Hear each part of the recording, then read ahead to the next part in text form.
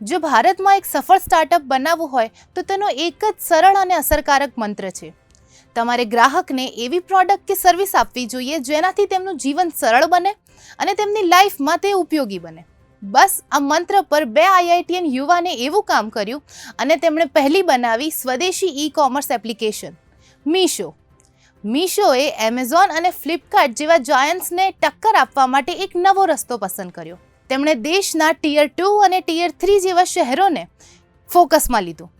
આ શહેરોના ગ્રાહકોની માંગને સમજીને તેમણે 30% જેટલો મોટો માર્કેટ શેર હાંસલ કરી લીધો. મીશોની આ ઝીરો કમિશન અને ઇન્વેન્ટરી ફ્રી મોડલના કારણે તેની સાથે 1.3 કરોડથી વધારે રીસેલર્સ જોડાયા અને તેના વિશ્વાસને ધ્યાનમાં રાખીને તેના સેલર્સ એમેઝોન કરતાં મીશોમાં વધારે પસંદ કરવા લાગ્યા. આજે ભારતીય સ્ટોક માર્કેટમાં મીશોનું બમ્પર ડેબ્યુ થયું છે. ₹5,421 કરોડના મીશોના IPOને રોકાણકારો તરફથી જબરજસ્ત વિશ્વાસ જીત્યો.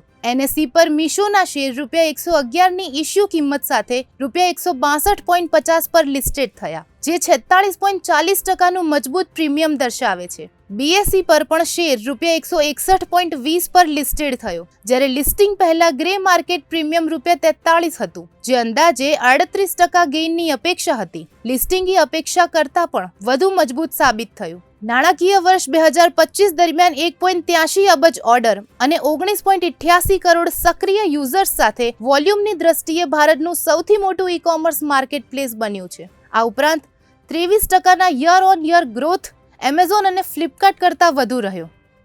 મીશોની આ સફળતા સાબિત કરે છે કે લોકોની સમસ્યાને સમજી દેશી માઇન્ડસેટથી તેમની સમસ્યાનો હલ કાઢવો એ સફળ સ્ટાર્ટઅપની નિશાની છે.